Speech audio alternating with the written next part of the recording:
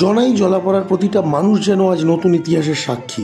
Chanditala ২ block সহ সভাপতি কুমুদ দাস সহ প্রত্যেকেই সবুজ আবির মেখে এলাকা প্রদক্ষিণ করেন।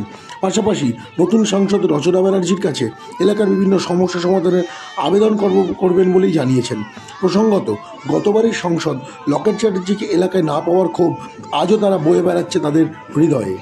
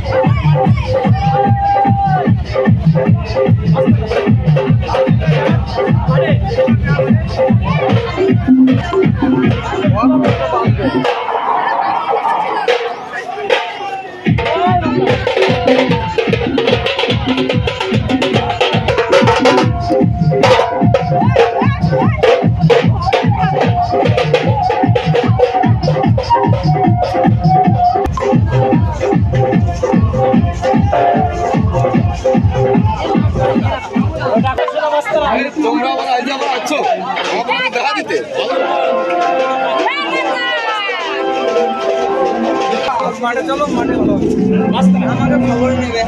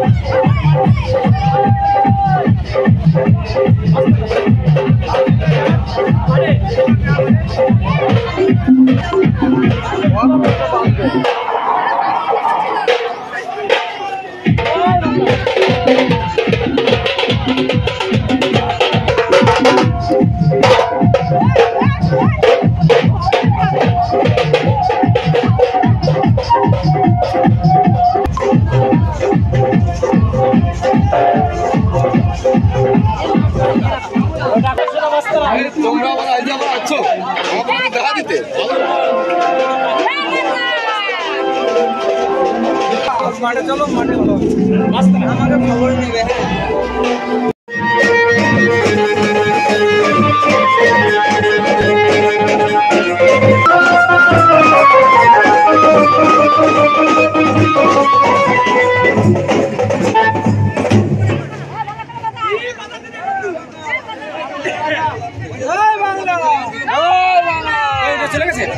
দেখুন, গত 5 বছর আমরা এখানে হেরেছিলাম, লকেট চট্টোপাধ্যায় এখানে জিতেছিলেন, কিন্তু গত 5 বছরে আমাদের কাজ তো করেনি এবং আমরা তার দেখা পর্যন্ত পাইনি। এবার যেহেতু আমরা নতুন এমপি পেয়েছি, আমাদের যেমন কিছু কাজকর্ম আছে সেগুলো তাদেরকে জানাবো এবং তার কাছে আমাদের একটাই দাবি থাকবে, যেমন লকেট চট্টোপাধ্যায়কে 5 বছর আমরা দেখতে পাইনি, দিদি যেন সেটা না করেন, দিদি যেন আমাদের সঙ্গে যোগাযোগ রাখেন এবং বিপদে ডাকলে যেন দিদিকে পাওয়া যায়। এইটা হচ্ছে প্রথম দাবি দিদির কাছে আমাদের। আরেকটা পাশাপাশি যেটা হচ্ছে আপনার এলাকাটা বিশেষত মতুয়া সম্প্রদায়ে ভুক্ত, সেখানে সিএএ নিয়ে একটা অনেক বড় বিল পাশ করেছিল গত বিজেপি সরকার। সেই বিলের ওপর ভরসা রাখতে পারলেন না কেন? তারা তো বলেছিল আপনাদেরকে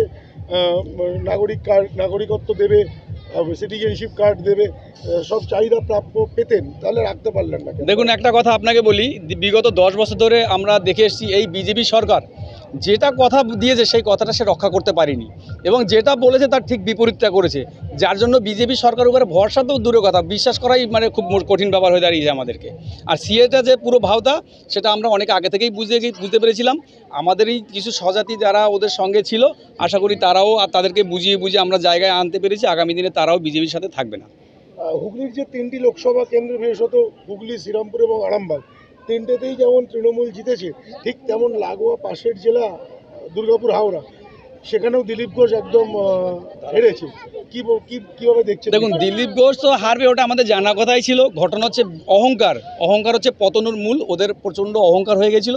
ওরা ভেবেছিল আমরা কাজ করব না, আমরা জাতিগত সুশ্রুতি দেবো, আমরা হিন্দু মুসলিম করব, আমাদেরকে ভোটটা দিয়ে দেবে। কিন্তু মানুষ এখন সেরকম নেই, নাগরিক সচেতন হয়েছে, তারা বুঝতে শিখেছে যে জাতি ধর্ম দিয়ে আমার পেট চলবে না। আমাদেরকে বিশেষ করে মাননীয় মুখ্যমন্ত্রী মমতা বন্দ্যোপাধ্যায় সাধারণ মানুষদের যতটুকু কাজকর্ম করেছেন, দিদি যদি আগামী দিনে আসেন, এই প্রকল্পগুলো আগামী দিনে পাবো, এবং আমরা যারা নিজ স্তরে যারা মানুষ, তারা সুযোগ সুবিধা উপভোগ করতে পারবো। ঠিক আছে, বলছি রচনা ব্যানার্জিকে এবার খুব কাছ থেকে পাবেন, কিভাবে দেখছেন বিষয়টা? রচনা ব্যানার্জিকে পেয়ে আমাদের খুব আনন্দে আমরা ফেটে পড়েছি। আনন্দে ফেটে পড়ার এই কারণ, লকেট বন্দ্যোপাধ্যায় যে জিতে যে 5 বছরে আমরা তাকে পাইনি, শুধু ভোটের সময় এসেছে। ভোটের সময় এসে শুধু বলেছে যে আমাকে ভোট দাও বা কিছু, যাই হোক পাড়ায় দিয়েছে, তাই সে জিতেছে। কিন্তু এবার লকেট বন্দ্যোপাধ্যায়কে জিতে আমাদের যে দাবি দাবা, আমাদের যে কেন্দ্রের কাছে যে পরিষেবা, সেই পরিষেবাগুলো আমরা যাতে পাই। আর মহিলারা প্রত্যেকেই দাবি, যেটা হচ্ছে আগেরবারে ভোটে আমাদের গ্রামের থেকে যেটা বলেছিল যে ধুলো বন্ধ করে দেবো আমরা ক্ষমতায় এলে, কিন্তু সেটা লকেট বন্দ্যোপাধ্যায় করতে পারে না। আমরা প্রত্যেকে মহিলাই দাবি চাই যাতে এই ধুলো নিয়ে কেন্দ্রের কাছে কিছু আমাদের জন্য প্রশ্ন রাখে, এবং যাতে এটার জন্য কোনো ব্যবস্থা নেয়, সেটা হচ্ছে আমাদের দাবি।